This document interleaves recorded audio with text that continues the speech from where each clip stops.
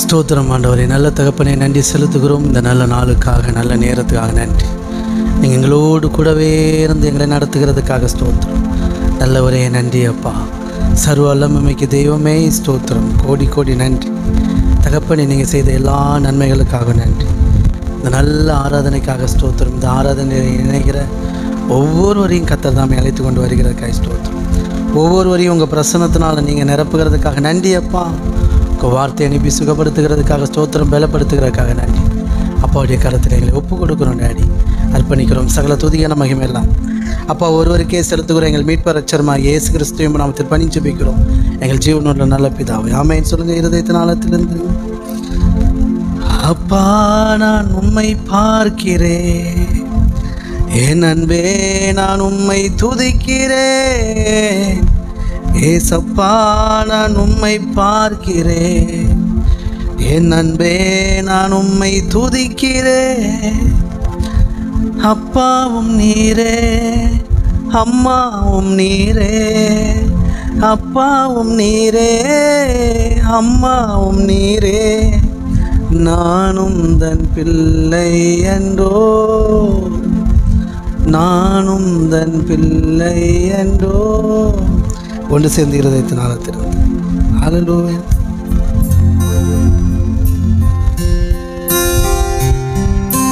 நன்றி ஆண்டவரே, நல்ல தகப்பனே, நன்றி செலுத்துகிறோம். ஓ தேங்க்யூ டாடி. ஹல்லேலூயா. ரீமலர பசே பெலே பெலே பெலே பெனகரதன. அப்பா நான் உம்மை பார்க்கிறேன், என் அன்பே நான் உம்மை துதிக்கிறேன். ஏசப்பா நான் உம்மை பார்க்கிறேன், என் அன்பே நான் உம்மை துதிக்கிறேன். அப்பாவும் நீரே, அம்மாவும் நீரே, அப்பாவும் நீரே, அம்மாவும் நீரே. நானும் தன் பிள்ளை என்றோ, நானும் தன் பிள்ளை என்றோ. அப்பா நான் உம்மை பார்க்கிறேன், என் அன்பே நான் உம்மை துதிக்கிறேன். ஏசப்பா நான் உம்மை பார்க்கிறேன், என் அன்பே நான் உம்மை துதிக்கிறேன். நீரே என் வழி, நீரே என் சத்தியம், நீரே என் வழி, நீரே என் சத்தியம், நீரே என் ஜீவன் என்றோ, நீரே என் ஜீவன் என்றோ. அப்பா நான் உம்மை பார்க்கிறேன், என் அன்பே நான் உம்மை துதிக்கிறேன். ஏசப்பா நான் உம்மை பார்க்கிறேன், என் அன்பே நான் உம்மை துதிக்கிறேன். நல்ல மேய்ப்பன் நீர்தானே, நல்ல மேய்ப்பன் நீர்தானே. நான் உந்தன் நாட்டுக்குட்டி, நான் உந்தன் நாட்டுக்குட்டி. அப்பா நான் உம்மை பார்க்கிறேன், என் அன்பே நான் உம்மை துதிக்கிறேன். ஏசப்பா நான் உம்மை பார்க்கிறேன், என் அன்பே நான் உம்மை துதிக்கிறேன். ஜீவநீரூற்று நீர்தானே, ஜீவநீரூற்று நீர்தானே. உந்தன் மேல் தாகம் கொண்டே, உந்தன் மேல் தாகம் கொண்டே. அப்பா நான் உம்மை பார்க்கிறேன், என் அன்பே நான் உம்மை துதிக்கிறேன். ஏசப்பா உம்மை பார்க்கிறேன். என் அன்பே நான் உம்மை துதிக்கிறேன். நீரே என் வழி, நீரே என் சத்தியம். சொல்லுங்க, நீரே என் வழி, நீரே என் சத்தியம். வழியே இல்லாமல் இருக்கிறீங்களா? ஏதாவது சில காரியத்தில் வழி தெரியாமல் இருக்கிறீங்களா? முழிச்சிட்டு ஆமாம், கவலைப்படாதீங்க. சத்திய ஆவியானவர் சகல சத்தியத்திற்குள்ளாக உங்களை நடத்துவார். அவர் உங்களை சத்தியத்தின்படி நடத்தும் போது உங்கள் வாழ்க்கை விடுதலை உண்டாகும். கர்த்தருடைய ஆவி எங்கே உண்டோ அங்கே விடுதலை உண்டு. ஆமே, சத்தியத்தையும் அறிவீர்கள், சத்தியம் உங்களை விடுதலை ஆக்கும். ஆமே. ஓ தேங்க்யூ டாடி. ஹalleluya. ரீமலரப ஷேக்கலரப ரிக்கலரப ரீமலரப ஷெபலே மேரபதே மேனகரப. தகப்பனே, இன்றைக்கும் வழி தெரியாமல் இருக்கிறேன். அடுத்து என்ன வழி, எப்படி வழி, எப்படி சமாளிக்கிறது, எப்படி தப்பிக்கிறதுன்னு வழி தெரியாமல் இருக்கிற ஒவ்வொரு பிள்ளைகளையும் நீங்கள் அறிவீங்க. உங்கள் சத்தியத்தின்படி உங்கள் ஞானத்தினால நிரப்பி ஆண்டவரே ஒவ்வொருவரையும் விடுதலை ஆக்குகிறதுக்காக ஸ்தோத்திரம். ஒவ்வொருவரையும் நான் ஆசீர்வதிக்கிறேன், உங்கள் நாமத்தினால் ஆசீர்வதிக்கிறேன்.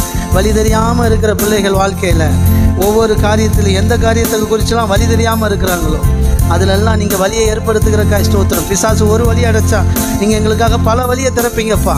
ஆமேன். அடைக்கப்பட்ட வழிகள் வாசல்கள் எல்லாம் திறக்கப்படட்டும் இயேசுவின் நாமத்தினாலே. ஓ தேங்க்யூ டாடி. பண நெருக்கடியில் வழி தெரியாமல் இருப்பீங்கன்னா, பணம் எப்படி வரும் தெரியாமல் இருப்பீங்கன்னா, எல்லாம் இயேசுவின் நாமத்தினாலே மாறுது.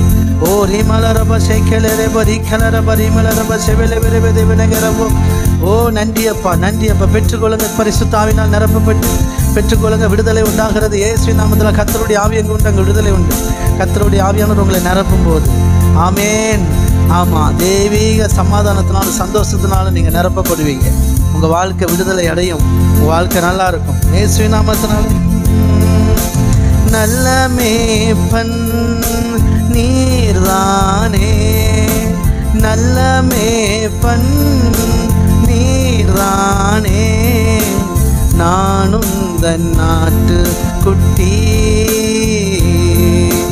நானும் தன் நாட்டு குட்டி. ஆமே. அப்பா நான் உம்மை பார்க்கிறேன். என் அன்பே நான் உம்மை துதிக்கிறேன். ஏசப்பா நான் உம்மை பார்க்கிறேன். என் அன்பே நான் உம்மை துதிக்கிறேன். அப்பாவும் நீரே, அம்மாவும் நீரே. ஓ அப்பாவும் நீரே, அம்மாவும் நீரே, நானும் தன் பிள்ளை என்றோ, நானும் தன் பிள்ளை என்றோ. நல்ல தகப்பனே நன்றி. ஒவ்வொருவரையும் நாமத்தினால் ஆசீர்வதிக்கிறேன். பெரிய காரியங்களை செய்கிறக்க நன்றி. கர்த்தருடைய ஆவியான அப்படியே உங்கள் பிரசன்னத்தினால் எங்களை நிரப்பி நடத்திருக்கிறேன். இயேசு கிறிஸ்து நாமத்தை ஜெபிக்கிற நல்ல பிதாவே. கரங்களை தட்டி கர்த்தருடைய நாமத்தை மேம்படுத்துவோம். ஹalleluya. கரங்களை தட்டி ஆமே. நல்ல நல்ல நல்ல நல்ல உற்சாகமாக ஆமே ஆமே. அந்நிய பாஷை பேசி ஹalleluya. ஆவில நிரம்பி ஓ ரீமலரப ஷேக்கலரப ரிக்கலரப ரீமலரப ஷெபலே மேரபதே மேனகரப. தேவனுடைய பிரசன்னம், தேவனுடைய மகிமை நிரம்பி இருக்கிறதை நான் ஆவில உணர்கிறேன். ஆமே. கர்த்தருடைய ஆவியானவர் அப்படியே அதே பிரசன்ஸில் இருங்க. வாழ்க்கை சூப்பராக மாறிடும். ஆமே. தொடர்ந்து கர்த்தருடைய வார்த்தைகளை நாம் தியானிப்போம். நேற்று தினத்திலும் ஜெயிக்க பிறந்தவர்கள், ஜெயிப்பதற்காகவே பிறந்தவர்கள் அப்படிங்கிற தலைப்பில் பார்த்தோம். நமக்கு ஜெயம் கொடுக்கிற தேவன் அப்படிங்கிற காரியத்தை குறித்து நம்ம ஆழமாக பார்த்துட்ருக்குறோம். தொடர்ந்து தேவனால் பிறப்பதெல்லாம் உலகத்தை ஜெயிக்க. சொல்லுங்கள், இந்த உலகத்தில் இன்றைக்கி டேட்டுக்கு என் வாழ்க்கையில் இருக்கிற பிரச்சனை, நாளைக்கு இருக்கிற பிரச்சனை, அடுத்த மாதம் இருக்கிற பிரச்சனை, அடுத்த வருஷம் இருக்கிற பிரச்சனை, எதெல்லாம் பிரச்சனையாக இருக்குதோ, உங்கள் கண்ணுக்கு முன்னாடி எதெல்லாம் இருக்குதோ, இது எல்லாத்தையும் நீங்கள் ஜெயிப்பீங்க. ஜெயிக்கிறதுக்கு தான் பிறந்திருக்கிறீங்க. கரங்களை தட்டி ஹalleluya. நம்ம ஜெயிக்க பிறந்தவர்கள், ஜெயம் கொடுக்கிற தேவன் இருக்கிறார். ஜெயிப்பதற்காகவே பிறந்தவர்கள், ஜெயிக்கிறவருடைய பிள்ளைகள். ஆமாம், என்ன சொல்கிறதுக்கு? ஆமாம், ஜெயம்னா அவர் தான். அவருக்கு பிள்ளையாக பிறந்திருக்கிறீங்க. அப்போ எப்படி உங்கள் வாழ்க்கையில் ஜெயம் இல்லாமல் இருக்கும்? ஆமேன். அப்படியே உங்கள் வாழ்க்கை ஜெயமாய் மாறும் இயேசுவின் நாமத்தில். பெற்றுக்கொள்ளுங்க, ஆவியில் பெற்றுக்கொள்ளுங்க. ஓ தேங்க்யூ டாடி. ஹalleluya. சரி, இப்போ கர்த்தராகிய இயேசு கிறிஸ்து தேவனால் பிறப்பதெல்லாம் உலகத்தை ஜெயிக்கும். யோவான் எழுதின சுவிசேஷம் 1:12 படி கர்த்தராகிய இயேசு கிறிஸ்துவின் நாமத்தின் மேல் விசுவாசம் உள்ளவர்களை அவரை ஏற்றுக்கொண்டவர்கள் எத்தனை பேர்களோ அத்தனை பேரும் தேவனுடைய பிள்ளைகளாகும்படி அதிகாரம் கொடுத்துட்டா. இப்போ நம்மளாம் தேவனுடைய பிள்ளைகளாக இருக்கிறோம். என்றைக்கு கர்த்தராகிய இயேசு கிறிஸ்து சொந்த ரட்சகரை ஏற்றுக்கொண்டு ரட்சிப்பு பார்த்தோம் இல்லையா? ஆமாம், நம்ம ஞானஸ்தானம் பெற்றோமோ ஆமாம், ஏசப்பா தான் மெய்யான தேவன், பிதாகிய தேவன் அவரை மரித்தோலிருந்து உயிரோடு எழுப்பினார். அதை விசுவாசிக்கிற நாம் தேவனுடைய பிள்ளையாக மாறிட்டோம். ஏசப்பாவுடைய பிறப்பு, அவர் நமக்காக தான் பிறந்தார். பரலோகத்தில் இருந்தவர் நமக்காக பிறந்து வந்தார். கன்னி வயிற்றில் பிறந்தார், வளர்ந்தார், தேவனுக்கு பிரியமான வாழ்க்கை வாழ்ந்தார். 3 வருஷம் ஊழியம் செஞ்சார். தேவனுடைய ராஜ்யத்தை கெட்டினார். பிதாவை அப்படியே பிரதிபலித்தார். சரிங்களா? நம்ம எல்லாருடைய பாவங்கள் அக்கிரமங்கள் எல்லாத்தையும் சுமந்து தீர்க்கிற தேவ ஆட்டுக்குட்டியாக வந்து நம்மளை போல மனுஷனாகி அடிமையின் ரூபம் எடுத்து பாடுகளையும் கஷ்டங்களையும் வேதனைகளையும் வலிகளையும் அனுபவித்தார், அவமானப்பட்டார். கடைசியில் நாள் வந்த பொழுது நம்முடைய பாவங்கள் அக்கிரமங்கள் எல்லாவற்றிற்காகவும் சிலுவையிலே பலியாக தொங்கினார். ஆமேன், ஆமேன். அப்போ பலியாக தொங்கினார். நம்முடைய பாவங்கள் அக்கிரமங்கள் எல்லாவற்றையும் அவர் எடுத்துக்கொண்டு எல்லாவற்றையும் அவர் சுமந்து தீர்த்தனால நம்ம இப்போ விடுதலை ஆகிட்டோம். இந்த சுவிசேஷத்தை பிரசங்கிக்கிற தேவனுடைய பிள்ளைகள் மூலமாக நம்ம கேட்டு இந்த ஏசப்பாவை நம்பி ஆமாம் இது உண்மைதான் அப்படின்னு நினச்சி ஏசப்பாவை பிதாவை தேவன் இந்த மரித்த இயேசுவை மறுபடியும் உயிரோடு எழுப்பி பரிசுத்த ஆவியானவரை கொடுத்து எல்லாரையும் அவருடைய பிள்ளைகளாய் மாற்றி இந்த பூமியில் அவருடைய ராஜ்யத்தை ஸ்தாபித்து கொண்டிருக்கிறார். ரட்சிக்கப்படுகிறவர்களை அனுதினமும் கர்த்தர் சபையில் சேர்த்து கொண்டு இருக்கிறார். இதன் அடிப்படையில் தான் கர்த்தர் இயேசு கிறிஸ்துவை சுவிசேஷத்தின் மூலமாக ஏற்றுக்கொண்டு ஏசப்பா பிள்ளையா இன்றைக்கி சபையில் இருக்கிற நம்ம எல்லாரும் தேவனுடைய பிள்ளைகளாக இருக்கிறோம். தேவனுக்கு பிறந்திருக்கிறோம், தேவனுடைய பிள்ளைகளாக இருக்கிறோம். நாம் ஜெயிக்க பிறந்திருக்கிறோம். நமக்கு ஜெயம் கன்ஃபார்ம். ஓகே, ஜெயம் நிச்சயம். சொல்லுங்கள், ஜெயம் நிச்சயம், ஜெயம் நிச்சயம். ஆமாம், கண்ணாமூச்சி ரேரே கண்டுபிடியா ரேவா. ஆமாம், கண்ணாமூச்சி ரேரே கண்டுபிடியாரே, இது மனிதர்கள் ஆடிய ஆட்டம், அது முடிவது இப்போது, தெய்வம் ஆடிடும் ஆட்டம் தொடர்வது இப்போதான்.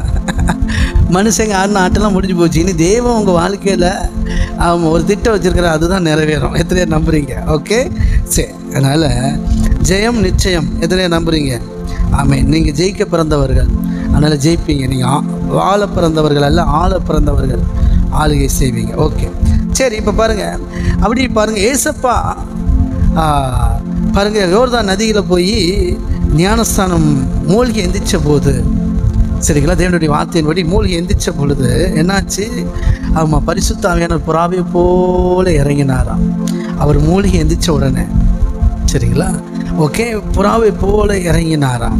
அப்போ வானத்துலேருந்து ஒரு சத்தம் உண்டாயிட்டு, இவர் என் நேசகுமாரன், இவர் மேல் பிரியமாக இருக்கிறேன். கரங்களை தட்டி. இப்போ இன்றைக்கி நம்ம பார்க்க போகிறது என்னென்னா, தேவனுடைய பிள்ளைகளுடைய ஜெயம் எப்படி வருதுன்னா, நம்ம நேற்றே பார்த்தோம், அவர் நம்ம மீது வைத்திருக்கிற அன்பினாலே நம்ம முற்றும் ஜெயம் கொள்ளுகிறவர்களாக இருக்கிறோம். சரிங்களா, நம்ம தேவனுடைய பிள்ளைகளாக இருக்கிறோம். தேவன் நம்ம மேலே அன்பாக இருக்கிறனால நம்ம முற்றும் ஜெயம் கொள்ளுகிறவர்களாக இருக்கிறோம். இன்றைக்கி அதை தான் விளக்கமாக பார்க்க போகிறோம். நாம் அவருடைய நேசகுமாரர்களாக இருக்கிறோம், குமாரத்திகளாக இருக்கிறோம், தேவ புத்திரர்களாக இருக்கிறோம். எத்தனை நம்புறீங்க? அவன் ஏசப்பா ஞானஸ்தானம் பெற்று தண்ணியில் மூழ்கி கரையேறின போது பரிசுத்த ஆவியானவர் வந்து இறங்கினார் இல்லையா? பரிசுத்த ஆவியானவர் நிரப்பட்டார். அதே மாதிரி தான் நீங்களும் கர்த்தராகிய இயேசு கிறிஸ்து சொந்த ரட்சகரை ஏற்றுக்கொண்டு ஆமாம் ஞானஸ்தானம் எடுக்கும்போது இப்போ உங்கள் பழைய மனுஷன் செத்துறான், புது மனுஷனாக நீங்கள் உயிர்ப்பிக்கப்பட்டு பிறப்பிக்கப்பட்டு இன்றைக்கி ஆமாம் வந்திருக்கிறீங்க. உங்களுக்குள்ள தேவன் தங்குகிறார். தேவனுடைய ஆலயமாக மாறிட்டீங்க. பரிசுத்த ஆவியினால் தம்முடைய ஆவியினால் உங்களை நிரப்பிட்டார். ஆவியானவர் உங்களுக்குள்ள வந்து வாசம் பண்ணுகிறார். சரிங்களா? இப்போ நீங்கள் தேவனுடைய நேசகுமாரர்களாக இருக்கிறீர்கள். ஆவியானவர் இறங்கின உடனே வானத்திலிருந்து சத்தம் வந்தது, இவர் என் நேசகுமாரன். அதே மாதிரி தான் நீங்களும் தேவனுக்கு பிரியமான குமாரர்களாக இருக்கிறீர்கள். கரங்களை தட்டி எத்தனை விசுவாசிக்கிறீங்க? இதை நீங்கள் படித்து பார்க்கலாம். மத்தேயு எழுதின சுவிசேஷத்தில் 3வது அதிகாரத்தில் இருக்குது. அன்றைய வானத்திலேருந்து ஒரு சத்தம் உண்டாகி, இவர் என்னுடைய நேசகுமாரன், இவரில் பிரியமாக இருக்கிறேன். கையை தட்டி சொல்லுங்கள், நேசகுமாரன் என்றால் பிரியமாக இருப்பார். ஆமேன். என்னைக்கு ஏசப்பா சொந்த ரட்சகரை ஏற்றுக்கொண்டீங்களோ அன்றைக்கி நீங்கள் வெறும் குமாரர்கள் அல்ல, அத்தனை ஏற்றுக்கொண்டு அத்தனை பேர்கள் பிள்ளைகளாகும்படி அதிகாரம் கொடுத்தார் இல்லையா? வெறும் பிள்ளைகள் அல்ல, நேசமான பிள்ளைகள், அவருக்கு பிரியமான பிள்ளைகள். சொல்லுங்கள், கர்த்தர் என் பேரில் பிரியமாக இருக்கிறார். ஆமேன். எத்தனை நம்புறீங்க? ஓகே, சரி. அடுத்து பாருங்கள், மத்தேயு 12:18. இதோ நான் தெரிந்து கொண்ட என்னுடைய தாசன், என் ஆத்துமாவுக்கு பிரியமாக இருக்கிற என்னுடைய நேசன், என் ஆவியை அவர் மேல் அமர பண்ணுவேன், அவர் புறஜாதியாருக்கு நியாயத்தை அறிவிப்பார். ஆமென். ஏசப்பா மேலே இருக்கிற அந்த ஆசீர்வாதத்தை சொல்லுது பாருங்க. ஆமென். சொல்லுங்க, இவர் என் நேசகுமாரன், இவர் மேல் பிரியமாக இருக்கிறேன், இவர் என்னுடைய தாசன், பிரியமாக இருக்கிறேன். இன்றைக்கி நீங்கள் கர்த்தருடைய தாசர்களாக இருக்கிறீங்க, கர்த்தருடைய பிள்ளைகளாக இருக்கிறீங்க, அவர் உங்கள் மேலே பிரியமாக இருக்கிறார். ஓகே, எத்தனை விசுவாசிக்கிறீங்க? அடுத்து பார்த்தீங்கன்னா மத்தேயு 17:5 அவன் பேசுகையில் இதோ ஒளியுள்ள ஒரு மேகம் அவர்கள் மேல் நிழல் பட்டது, இவர் என்னுடைய நேசகுமாரன், இவரில் பிரியமாக இருக்கிறேன், இவருக்கு செவி கொடுங்கள். இது மறுரூபமலையிலன்னு வச்சுக்கோங்களேன். இவர் என் நேசகுமாரன், இவரில் பிரியமாக இருக்கிறேன், இவருக்கு செவி கொடுங்கள். கரங்களை தட்டி ஆமென். நேசமாக இருக்கிறாப்லையா, பிரியமாக இருக்கிறாப்லையா, நேசகுமாரர்கள். அப்படி தான் தேவன் நம்மளையும் வச்சிருக்கிறார். எத்தனையோ நம்புறீங்க? ஹல்லேலூயா. மார்க்கு 1:11 அன்றியும் என்னுடைய நேசகுமாரன் உம்முடைய பிரியமாக இருக்கிறேன்ங்கிற சத்தம் வானத்திலிருந்து வந்தது. லூக்காவில் 3:22 இருக்குது. பரிசுத்த ஆவியான ரூபம் கொண்டு புறாவை போல் அவர் மேல் இறங்கினார். சொல்லுங்கள், பரிசுத்த ஆவியான இறங்கினோடனே வானத்திலிருந்து சத்தம் வருது, என் குமாரன் உம்மில் பிரியமாக இருக்கிற. வேதம் சொல்லுது, நாம் ரோமர் 8வது அதிகாரத்தில் இருக்குது, நாம் தேவனுடைய பிள்ளைகள் என்பதற்கு ஆதாரமே என்னதான்? பரிசுத்த ஆவியான். நாம் பெற்றிருக்கிற பரிசுத்த ஆவியானவர் தான் ஆதாரமா. சரிங்களா? என்னைக்கு கர்த்தர் இயேசு கிறிஸ்துவை சொந்த ரட்சகரை ஏற்றுக்கொண்டீங்களோ அப்போ தேவன் தம்முடைய ஆவியை அனுப்பி பரிசுத்த ஆவியானவர் உங்களுக்குள்ளே வாசம் பண்ணுகிற நபராக நீங்கள் மாறிட்டீங்க. தேவன் தங்குகிற வாசத்தலமாக மாறிட்டீங்க. தேவனுக்கு பிரியமானவர்களாக இருக்கிறீங்க. சொல்லுங்கள், நான் தேவனுக்கு பிரியமானவன். 2-3 தடவை சொல்லுங்கள், நான் தேவனுக்கு பிரியமானவள், நான் தேவனுக்கு பிரியமானவன். ஓகே, சரி. இப்போ வசனம் சொல்லுது, ஹல்லேலூயா. இப்படி பிரியமாக இருக்கும்போது சில நேரம் சோதனைகள், சில பிரச்சனைகள் வரலாம். ஏசப்பாக்கு வந்துச்சு. மத்தேயு எழுதின சுவிசேஷம் 27:43 தன்னை தேவனுடைய குமாரன் என்று சொல்லி தேவன் மேல் நம்பிக்கையாக இருந்தானே, அவர் இவன் மேல் பிரியமாக இருந்தால் இப்பொழுது இவனை ரட்சிக்கட்டும் என்றார்கள். உங்களுக்கு தெரியும், சிலுவையில் தொங்கிட்டு இருக்கும்போது சொல்கிறாங்க, தேவனுடைய குமாரன் சொல்லி தேவன் மேல் பிரியமாக இருந்தானே, அவர் உண்மையிலே இவர் தேவனுடைய குமாரன் தான், தேவன் இவரை ரட்சிக்கட்டும் அப்படின்னு சிலுவையில் இருந்தவரை என்னெல்லாமோ பரியாசம் பண்ணாங்க. இப்போ தேவன் அந்த சிலுவையிலேருந்து ரட்சித்தாரானா? ரட்சிக்கலை. ஏன்னா சிலுவையில் இருக்கணும், அடக்கம் பண்ணப்படணும், உயிர் தெழுதணுங்கிறது தேவ சித்தம். சரிங்களா? சில நேரம் நீங்கள் தேவன் உங்களை ஒரு திட்டத்து கூட அழைச்சிருப்பார், நீங்கள் பாதி வழியில் தான் போயிட்டுருப்பீங்க. கையை தட்டி நல்ல அந்த வார்த்தைக்காக தயவுசெய்து கவனிங்க. நீங்கள் பாதி வழியில் தான் போயிட்டுருப்பீங்க. அதை பார்த்துக்கிட்டு உங்கள் கூட ஆண்டவர் இருந்தால் உங்கள் வாழ்க்கையில் இது நடக்கணும், அதை நடக்கணும், அப்படி இப்படி ஆச்சா புச்சா இல்லை பிள்ளை, உங்கள் வாழ்க்கை என்ன இப்படி இருக்குது, வீணாக போயிட்டீங்க, உங்கள் வாழ்க்கையில் ஒன்றும் இல்லை, அப்படி இப்படின்னு யாராவது சொன்னால் கண்டுக்கிடாதீங்க. இங்கேயே அப்படி தான். சொல்லுங்கள், ஏசப்பா சிலுவையில் தொங்கும்போது அவர் வந்ததே சிலுவையில் எல்லாருடைய பாவத்துக்காக சிலுவையில் தொங்கப்படணும், அப்புறம் அவரை அடக்கம் பண்ணணும், அப்புறம் 3 நாள் கழித்து தான் உயிரோடு எழும்பி வரணும். இதுதான் தேவ திட்டம். அதுக்கு முன்னாடியே சிலுவையில் தொங்கிட்டு இருக்கும்போதே இறங்கி ரட்சிக்கட்டும் அப்படின்னா நடக்காது. அப்போ நடக்கலைங்கிறதுக்காக தேவன் நம்ம கூட இல்லைன்னு அர்த்தம் கிடையாது, ஏசப்பா கூட இல்லைன்னு அர்த்தம் கிடையாது. கடைசியில் ஒரு நாள் கரெக்டாக தேவ திட்டத்தின்படி தேவ சித்தத்தின்படி ஏசப்பா மரித்தாங்க, அடக்கம் பண்ணப்பட்டாங்க. 3ஆம் நாள் உயிரோடு எழுந்து வந்து பலமாய் ரூபிக்கப்பட்ட தேவனுடைய குமாரனாய் மாறினார். கரங்களை தட்டி நல்ல ஆவியில் நிரம்பி. அப்படி தான் எனக்கு அன்பானவர்களே, நம்ம போகிற பாதையில் பிடிச்சி வச்சுக்கிட்டு தேவன் உன் கூட இருந்தால் உனக்கு ஏன் இப்படி நடக்கும், உனக்கு ஏன் இப்படி நடக்கும், நீ எல்லாம் இப்படி இருக்க அப்படின்னு யாராவது சொன்னால் கிடையாது. நீங்கள் கூட அப்படி டவுட் படாதீங்க. நான் போயிட்டுருக்கிற பாதியிலே போயிட்டு, ஐயோ ஆண்டவரே நீர் என் கூட இருக்கிறீங்களா இல்லையா, ஏன் எனக்கு இப்படி நடக்குது, என்ன ஆண்டவரே, அப்படிலாம் கஷ்டப்படாதீங்க, ஃபீல் பண்ணாதீங்க. முடியட்டும், ப்ராசஸ் முடியட்டும், போயிட்டு தானே இருக்குது. முடியட்டும், பார்த்துக்கலாம், ஒன்றும் ஆகாது. ஆமென். எத்தனை விசுவாசிக்கிறீங்க? முடியட்டும். ஓகே, சொல்லுங்கள். ஆமாம், பாதி தான் வந்திருக்கிறேன், முக்கால்வாசி தான் வந்திருக்கிறேன், முடிவு வரட்டும். ஆமாம், முடிவிலே ஜெயமாய் விளங்கும். ஆமென், ஆமென், ஹல்லேலூயா. எத்தனை நம்புறீங்க? கர்த்தர் செய்வார். எத்தனை நம்புறீங்க? சொல்லுங்கள். நான் தேவன் பேரில் பிரியமாக, தேவனுடைய பிள்ளையாக இருக்கிறேன், தேவன் என் மேலே பிரியமாக தான் இருக்கிறார். 1000 பேர் சொல்லலாம், தேவன் உன் மேலே பிரியமாக இருந்தால் உனக்கு எப்படி நடக்கு, உனக்கு அப்படி நடக்கட்டும், இப்படி நடக்கட்டும், நிரூபித்து காட்டு அப்படின்னு சொன்னால் கண்டுக்கிடாங்க. அதை நிரூபிக்கிறது அவர் தான். சொல்லுங்கள், தேவனே நிரூபிப்பார். இப்போ ஏசப்பா நிரூபித்தாங்களா, தேவன் நிரூபித்தாங்களா? தேவன் தான் நிரூபித்தார். மரித்த ஏசப்பா உயிரோடு எழுப்பி தேவன் நிரூபித்தார். என் குமாரன்டா, என் பிள்ளடா, அவன் இப்போ என்னடா சொல்கிற அப்படின்னு நிரூபித்தார் பாருங்க. அவள் வேறு மிரண்டாய். அப்படித்தான் அவர் உங்கள் கூட இருக்கிறத முடிவில் நிரூபிப்பார். கரங்களை தட்டி நல்ல அப்போ ஆமாம், அவரை குத்தின முகங்கள்லாம் நோக்கி பார்க்கும். ஒவ்வொருத்தரும் எங்கே ஒன்று மூஞ்சி வைப்பாங்கன்னு தெரியாது. அதனால் கவலைப்படாதீங்க. கத்தரும் கூட இல்லை, கத்தர்லாம் இருந்தால் இப்படியா இருப்பேன் அப்படிலாம் சொன்னால் கண்டுக்கிடாதீங்க. அப்பாட்ட சொல்லிட்டு விட்டுருங்க, அப்பா நீங்கள் எனக்காக நியாயம் செய்வீங்கப்பா, அல்ற சில்லறைகள் ஏதோ பேசிகிட்டு இருக்கு, கண்டுக்கிடக்கூடாது அப்படின்னு அமைதியாக. அப்போ இங்கே புரியாமல் பேசுகிறான். பிதாவே, இவர்கள் செய்வது இன்னதென்று அறியாமல் செய்கிறார்கள், இவர்களை மன்னியும் அப்படி சொல்லிட்டு போயிட்டே இருங்க, அவர் பார்த்துப்பார். இருக்கிறீங்களா? Okay, God bless you. அப்போ பாருங்கள், அப்போ கர்த்தர் பிரியமாக இருந்தால் ஜெயம் கொடுக்கட்டும் அப்படின்றாங்க. ஆனால் அப்படி கிடையாது. உங்களுக்கு நான் ஆதார வசனத்தை காட்டுறேன். சங்கீதம் 41 எடுங்க, அழகான வசனம். நான் பார்த்தப்ப மிரண்டேன். கர்த்தர் உங்கள் மேலே பிரியமாக இருக்கிறாருங்கிற எப்படி தெரியும்னா பாருங்கள், என் சத்துரு என் மேல் ஜெயம் கொள்ளாததினால் நீர் என் மேல் பிரியமாக இருக்கிறீர் என்று அறிவேன். கரங்களை தட்டி. சத்துரு உங்களை ஜெயிக்க முடியாது. அப்படி இருக்கும்போது கர்த்தர் உங்கள் மேலே பிரியமாக இருக்கிற புரியும். அப்படின்னா எது சத்துரு பரிகரிக்கப்படும்? கடைசி சத்துரு மரணம். மரணம் உங்களுக்கு வர்ற வரைக்கும் தைரியமாக இருக்கலாம். அந்த சத்துரு உங்கள்கிட்ட வரல இல்லையா, அதனால் கர்த்தர் உங்கள் மேலே பிரியமாக தான் இருக்கிறாருன்னு தைரியமாக இருக்கலாம். கரங்களை தட்டி. இல்லைன்னா உங்களை ஜெயம் கொண்டிருப்பான், உங்களை ஜெயிச்சிருப்பான், நீங்கள் மரிச்சு போயிருப்பீங்க. பிசாசினுடைய தந்திரத்தினால நீங்கள் மரிச்சிருக்கலாம், எப்போவும் மரிச்சிருப்பீங்க. ஆனால் மரிக்கலை இல்லையா? அதனால் சொல்லுங்கள் என் கூட சேர்ந்து, கர்த்தர் என் சத்துரு என் மேல் ஜெயம் கொள்ளாததினால் கர்த்தர் என் மேல் பிரியமாக இருக்கிறார் என்று நான் அறிவேன். கரங்களை தட்டி. எத்தனை நம்புறீங்க? சங்கீதம் 41:11 படி. ஆமேன். விசுவாசிக்கிறீங்களா? ஹல்லேலூயா. ஆமேன், ஆமேன். அதனால் தயவுசெய்து இதை நல்லா புரிஞ்சுக்கோங்க, இதில் ஸ்ட்ராங்காக நில்லுங்க. ஓகே, கர்த்தர் நல்ல. நான் அப்படியே ப்ளஸ் பண்ணுற மனதார ஆசீர்வதிக்கிறேன். ரோமர் 8வது அதிகாரம் எடுங்க, 1லேருந்தே பார்ப்போம். ரொம்ப முக்கியம். நேற்று நம்ம பார்த்தோம், இருந்தாலும் பார்ப்போம். ரோமர் 8 சொல்லுது பாருங்கள். ஆனபடினால் கிறிஸ்து இயேசுவுக்கு உட்பட்டவர்களாக இருந்து மாம்சத்தின்படி நடவாமல் ஆவின்படி நடக்கிறவர்களுக்கு ஆக்கினை தீர்ப்பில்லை. சொல்லுங்கள், நீங்கள் யார்? ஆமாம், நான் யார்? நீங்கள் ராஜா. சொல்லுங்கள், நான் ராஜா.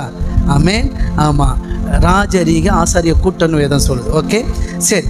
கர்த்தருடைய ஆவியை பெற்றிருக்கிறீங்க நீங்கள். ஓகே, அப்போது ஆவியின்படி நடக்கிறவர்களுக்கு நமக்கு ஆக்கினை தீர்ப்பில்லை. கிறிஸ்து இயேசுவினாலே ஜீவனுடைய ஆவியின் பிரமாணம் என்னை பாவ மரணம் என்கிற பிரமாணத்திலிருந்து விடுதலை ஆக்கிற்று. கர்த்தருடைய ஆவியை பெற்றிருக்கிறீங்க. அந்த ஆவியானவர் உங்களுக்குள்ளேருந்து உங்களை சரியான பாதையில் நடத்துகிறாங்க. இந்த பாவம் மரணம்லாம் உங்கள்கிட்ட வேலை செய்யாது. ஓகே, சரி. அப்படி சொல்லிட்டு பாருங்கள், மாம்சத்தின்படி நடவாமல் ஆவின்படி நடக்கிற நம்மிடத்தில் தேவனுடைய நீதியெல்லாம் நிறைவேறும், நியாயப்பிரமாணத்தின் நீதியெல்லாம் நிறைவேறும். அப்படி சொல்லிட்டு மாம்சத்துக்குரியவர்கள் மாம்சத்துக்குரியதை சிந்திக்கிறார்கள், ஆவிக்குரியவர்கள் ஆவிக்குரியதை சிந்திக்கிறார்கள். மாம்ச சிந்தை மரணம், ஆவியின் சிந்தையோ ஜீவனும் சமாதானம்மா.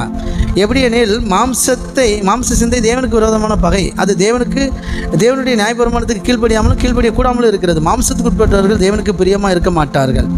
சொல்லுங்கள், தேவனுடைய ஆவி உங்களில் வாசமாக இருந்தால் நீங்கள் மாம்சத்துக்கு உட்பட்டவர்களாயிராமல் ஆவிக்குட்பட்டவர்களாக இருப்பீர்கள். கிறிஸ்தின் ஆவி இல்லாதவன் தேவனுடையவன் அல்ல. சொல்லுங்கள், மாம்சத்துக்கு உட்பட்டவர்கள் தேவனுக்கு பிரியமாக இருக்க மாட்டாங்களாம். நீங்கள் கர்த்தருடைய ஆவியை பெற்றதுனால நீங்கள் ஆவிக்குரியவர்களாக இருக்கிறதுனால தேவன் உங்கள் மேலே பிரியமாகவே இருக்கிறார். கரங்களை தட்டி. எத்தனை புரியுது? ஓகே. மேலும் கிறிஸ்து உங்களில் இருந்தால், சொல்லுங்கள், கிறிஸ்து எனக்குள்ளே இருக்கிறதுனால சரீரமானது பாவத்து நிமித்தம் மரித்ததாயும் ஆவியானது நீதி நிமித்தம் ஜீவனுள்ளதாயும் இருக்கும். உங்கள் ஆவி தான் உங்களுக்குள்ளேருந்து ஆப்ரேட் பண்ணிகிட்டு இருக்கும். சரீரம் ஆமாம் செத்து போய் தான் இந்த மாதிரி இருக்கும். புரியுதுங்களா? ஆமேன். ஆவியில் தான் உங்களுக்குள்ள உற்சாகம் உண்டாயிட்டே இருக்கும். ஆவியில் நீங்கள் நடத்தப்பட்டுட்டே இருப்பீங்க. ஆவி சொல்கிறத ஆத்மா கேட்டு அப்படியே சரீரத்துக்கு சொல்லும். அப்படியே சூப்பராக இருக்கும். சரிங்களா? ஓகே. சரீரம் செத்த மாதிரி இருக்கும், ஆவி தான் உயிர்ப்பிக்கப்பட்டதாக இருக்கும். இப்போ இப்படி சொல்கிறதுக்கு ஒரு படகு இருக்குதுன்னு வச்சுக்கோங்களேன். அந்த படகுல ஒரு படகு இருக்குது. அதை வந்து துடுப்பு போட்டு போகிற படகுன்னு வச்சுக்கோங்களேன். ஃபைபர் படகு இருக்குது, துடுப்பு போட்டு போகலாம், பாய்மரம் போட்டு போகலாம். சரிங்களா? பாய்மரம், அந்த பாய் போட்டு போவாங்க, இன்ஜின் இல்லாமல் போய் மீன் பிடிப்பாங்க. சரிங்களா? ஆனால் பாருங்கள், இது இல்லாமல் இன்ஜினை மாட்டியாச்சுன்னு வச்சுக்கோங்களேன். இந்த படகு வந்து டம்மி. சரிங்களா? இன்ஜின் தான் பவர். இன்ஜின் இருந்தால் படகு சூப்பராக போகும், அது பாட்டுக்கு நல்ல ஸ்பீடாக போகும். சரிங்களா? அதே மாதிரி தான் உங்களுக்குள்ள ஆவியானவர் இருக்கிறார். அதனால் நீங்கள் அழகாக சூப்பராக ஆமாம் ஜெயிப்பீங்க. எத்தனை விசுவாசிக்கிறீங்க? ஓகே, ஆமேன். கர்த்தருடைய ஆவி உங்களுக்குள்ளே இருக்கிறதுனால ஆமேன், நீங்கள் தேவனுக்கு பிரியமானவர்கள், பிரியமான வாழ்க்கை வாழ்வீங்க. ஓகே, கர்த்தர். அப்போது உங்கள் அந்த படகு டம்மி பீஸு, இன்ஜின் தான் எல்லாம். அந்த இன்ஜினை ஸ்பீடை கூட்ட படகு போகும். அப்படித்தான் கர்த்தருடைய ஆவியில் நீங்கள் நிரம்ப உங்கள் வாழ்க்கை ஓடும், உங்கள் சரீரம் செயல்படும், உங்கள் செயல்கள் எல்லாம், உங்கள் கிரியைகள் பூரா நற்கிரியைகளாக மாறும். இங்கே ஆவியானவருக்கு தான் வேலையை தவிர இங்கே யாருக்கும் வேலை கிடையாது, உங்கள் சரீரத்துக்கு வேலை கிடையாது. ஆவியில் நிரம்பி ஆத்மா அதை ரிசீவ் பண்ணி அப்படியே நீங்கள் சரீரத்தில் அது வெளிப்படும். ஓகே, சரி. தேவனுடைய ஆவி உங்களில் வாசமாக இருந்தால் நீங்கள் மாம்சத்துக்குட்பட்டவர்களாக இல்லாமல் ஆவிக்குட்பட்டவர்களாக இருப்பீர்கள். கிறிஸ்துவின் ஆவி இல்லாதவன் அவருடையவர் அல்ல. மேலும் கிறிஸ்து உங்களில் இருந்தால் சரீரமானது பாவத்து நிமித்தம் மரித்ததை பாவத்துக்கு மரிச்சிடும் உங்கள் சரீரம், பாவம் செய்ய முடியாது. ஆவியான நீதி நிமித்தம் ஜீவனுள்ளதாக இருக்கும். அன்றியும் இயேசுவை மரித்தோரிலிருந்து எழுப்பினவருடைய ஆவி உங்களில் வாசமாக இருந்தால், கிறிஸ்துவை மரித்தோரிலிருந்து எழுப்பினவர் உங்களில் வாசமாக இருக்கிற தம்முடைய ஆவியினாலே சாவுக்கேதுவான உங்கள் சரீரங்களை உயிர்ப்பிப்பார். ஆகையால் சகோதரரே, மாம்சத்தின்படி பிழைப்பதற்கு நாம் மாம்சத்துக்கு கடனாளி அல்ல. மாம்சத்தின்படி பிழைத்தால் சாவீர்கள், ஆவியினாலே சரீரத்தின் செய்களை அளித்தால் பிழைப்பீர்கள். மேலும் எவர்கள் தேவனுடைய ஆவினால் நடத்தப்படுகிறார்கள் அவர்கள் தேவனுடைய புத்திரர்களாக இருக்கிறார்கள். கரங்களை நம்ம தேவனுடைய பிள்ளையாக இருக்கிறோம். இப்போ ஆவியில் சரியாக நடத்தப்படாதனால நமக்குள்ளே சில கஷ்டங்கள் இருக்குது, சரிங்களா? ஆனால் நீங்கள் தேவனுடைய ஆவிலே முழுமையாக நடத்தப்படுவீங்கன்னா நீங்கள் புத்திரர்களாக மாறிடுவீங்க. அதாவது மெச்சூர்டு பெர்சனாக மாறிடுவீங்க, சரிங்களா? பிள்ளைகள்னால் சின்ன பிள்ளை, குழந்தை பிள்ளை அப்படின்னு சொல்கிறோம் இல்லையா? பிள்ளைன்னா புத்திரர்கள்னால் வாலிய பையன், விவரமான பையன் அப்படின்னு சொல்கிறோம் இல்லையா? அப்படி மாறும். எத்தனை விசுவாசிக்கிறீங்க? நாம் தேவனுடைய பிள்ளைகளாக இருக்கிறோம் என்று நம்முடைய ஆவியானதாமே நம்முடைய ஆவியுடனே சாட்சி கொடுக்குற. இதை தான் நான் சொன்னேன். சொல்லுங்கள், நான் தேவனுடைய பிள்ளை தான் அப்படிங்கிறதுக்கு எனக்குள்ளே இருக்கிற ஆவியானவர் தான் சாட்சி. சொல்லுங்கள், நான் தேவனுடைய பிள்ளைங்கிறதுக்கு எனக்குள்ளே இருக்கிற ஆவியானவர் தான் சாட்சி. நாம் பிள்ளைகளானால் சுதந்திரமாகவே. சொல்லுங்கள், நான் பிள்ளையாக இருந்தேன்னா விடுதலையாக இருப்பேன், சுதந்திரவாதியாக இருப்பேன், யாருக்கு அடிமை இல்லை. தேவனுடைய சுதந்திரரும் கிறிஸ்துவுடன் சுதந்திரமாகவே. கிறிஸ்துவுடனே கூட நாம் மகிமைப்படும்படிக்கு அவருடனே பாடுபட்டால் அப்படி ஆகும். ஆதலால் இக்காலத்து பாடுகள் இனி நம்மிடத்தில் வெளிப்படுகிற மகிமைக்கு ஒப்பிடத்தக்கவையில் அல்லவென்று எண்ணுகிறேன். மேலும் தேவனுடைய புத்திர வெளிப்படுவதற்கு சர்வ சிருஷ்டியும் மிகுந்த அவளோடு காத்து கொண்டிருக்கிறது. ஓகே, சரி. கர்த்தர் நல்லவர். ஆமென், ஆமென், ஆமென். ஓ நன்றி ஆண்டவரே, ஸ்தோத்திரம், ஸ்தோத்திரம், ஸ்தோத்திரம், ஸ்தோத்திரம், ஸ்தோத்திரம். ஓ தேங்க்யூ டாடி, ஹல்லேலூயா. ஆமென், ஆமென், ஆமென், ஆமென், ஆமென். நிறைய இருக்குது. ஹல்லேலூயா, ஸ்தோத்திரம், ஸ்தோத்திரம். அன்றையும் அவருடைய தீர்மானத்தின்படி அழைக்கப்பட்டவர்களாய் தேவனிடத்தில் அன்பு கூறுகிறவர்களுக்கு சகலமும் நன்மைக்கு எதுவாக நடக்கிறது என்று அறிந்திருக்கிறோம். ஹல்லேலூயா, ஸ்தோத்திரம், ஸ்தோத்திரம். Thank you daddy. ஆமென், ஆமென். கர்த்தர் நல்லவர். ஓகே, அப்போ 37 வசனம் அப்படியே நிறைய படிச்சுட்டு வந்தீங்கன்னா இவையில் எல்லா வீட்டிலையும் நாம் நம்மில் ஜெயம் கொள்ளுகிறவர்களாக முற்றிலும் ஜெயம் கொள்ளுகிறவர்களாக இருக்கிறோம். சரி, ரொம்ப முக்கியம். இன்றைக்கி பார்த்தீங்கன்னா இதில் என்ன முக்கியமாக கற்றுக்கிட்டோம் அப்படின்னா, நீங்கள் தேவனுடைய பிள்ளை என்னைக்கு கர்த்தராகிய இயேசு கிறிஸ்துவ சொந்த ரட்சகரை ஏற்றுக்கொண்டீங்களோ அன்றைக்கி கர்த்தருடைய ஆவியான நமக்குள்ளே வந்து வாசமாக இருக்கிறார். அப்போ நம்ம ஆவிக்குரியவர்கள், மாம்சத்துக்குரியவர்கள் அல்ல. ஆவிக்குரியவர்களிடத்தில் தேவன் பிரியமாக இருக்கிறார். ஆவிக்குரியவங்க வந்து ஜீவனம் சமாதானமான வாழ்க்கையை வாழ்வாங்க. மாம்சத்தில் வாழ்கிறாங்க, அழிவை தான் அறுப்பாங்க. மரணம் அங்கே ஆளுகை செய்யும். இங்கே பாவம் மரணம் கிடையாது. ஏன்னா இங்கே ஆவியானவர் உங்களை ஆளுகை செய்கிறார். அந்த ஆவியானவர் உங்களை நடத்துகிறார். ஆமென். ஆமாம், கர்த்தருடைய ஆவியை உடையவர்களாக இருக்கிறீர்கள். தேவனுக்கு பிரியமான பிள்ளைகளாக இருக்கிறீங்க. அதனால தான் உங்கள் வாழ்க்கையில் நிறைய நன்மைகள் நடக்கும். அதனால தான் சொல்கிறேன், முற்றுமுடியை நீங்கள் ஜெயம் கொள்வீர்கள். இப்போது நம்ம ப்ராசஸ் பாதியில் தான் இன்றைக்கி ஆண்டவருடைய பிள்ளையாக நம்ம மாறிக்கிட்டு இருக்கிறோம். நிறைய ஆவிக்குரிய வாழ்க்கையில் நிறைய வளர்ந்துக்கிட்டே இருக்கிறோம். இப்போது உங்கள் வாழ்க்கையில் சில குறைகள் இருக்கலாம், அதை பற்றிலாம் சோர்ந்து போயிடக்கூடாது. முற்றிலும் ஜெயம் கொள்ளுகிற ஒரு வாழ்க்கை இருக்குது. தேவனால் பிறந்த எல்லாம் உலகத்தை ஜெயிக்கும். சொல்லுங்கள், முற்றிலும் ஜெயிப்பேனா. இப்ராசஸ் முடியலை, நடந்துக்கிட்டே இருக்குது. கர்த்தர் என்னை நடத்தி கொண்டே இருக்கிறார். என் வாழ்க்கையில் பெரிய பெரிய வெற்றியெல்லாம் இனி தான் பார்க்க போகிறேன். கரங்களை தட்டி சொல்லுங்கள், இனி தான் பெரிய பெரிய வெற்றியெல்லாம் பார்க்க போகிறீங்க. பெரிய பெரிய அச்சீவ்மெண்ட்லாம் இனி தான் உங்கள் வாழ்க்கையில் நடக்க போகுது. எத்தனை நம்புறீங்க? நம்மளதார ஆசீர்வதிக்கிறேன். Okay, God bless you. அப்பாவுடைய கரம் நம்மோடு கூட இருந்து நம்மை வழி நடத்தும். எத்தனை விசுவாசிக்கிறீங்க? ஹல்லேலூயா. ஓ நன்றி ஆண்டவரே, ஸ்தோத்திரம், ஸ்தோத்திரம், ஸ்தோத்திரம், ஸ்தோத்திரம். Thank you daddy. ஹல்லேலூயா. ஆமென், ஆமென், ஆமென், ஆமென். ஓ நன்றி ஆண்டவரே. அடுத்து 2 கொரிந்தியர் 9:7 சொல்லுது. ஆமென். தேவனுடைய பிள்ளைகளுடைய கேரக்டரை பாருங்கள். அவனவன் விசனமாயம் அல்ல, கட்டாயம் அல்ல, தன் மனதில் நியமித்தபடியே கொடுக்க கடவன். உற்சாகமாக கொடுக்க நடத்து தேவன் பிரியமாக இருக்கிறார். கரங்களை தட்டி எத்தனையோ சொல்கிறீங்க தேவன் என் மேலே பிரியமாக இருக்கிறான்னு. தேவன் பிரியமாக இருக்கிறார்னா, தேவனுக்கு பிரியமான பிள்ளைகளுடைய வாழ்க்கை எப்படி இருக்குன்னா, அவர்கள் உற்சாகமாக கொடுக்கிறவர்களாக இருப்பார்கள். கரங்களை தட்டி ஆமென். எத்தனை விசுவாசிக்கிறீங்க? ஆமென். உற்சாகமாக கொடுப்பாங்க, உத்தம இருதயத்தோடு கொடுப்பாங்க. 1:4-29-17 சொல்லுது, என் தேவனை தாவீது சொல்கிறார், என் தேவனை நீர் என் இருதயத்தை சோதித்து உத்தம குணத்தில் பிரியமாக இருக்கிறீர். கையை தட்டி உங்கள் ஹார்ட்டு நல்ல ஹார்ட்டாக இருக்கிறதுல பிரியமாக இருக்கிறாராம். சரிங்களா? ஆமென்.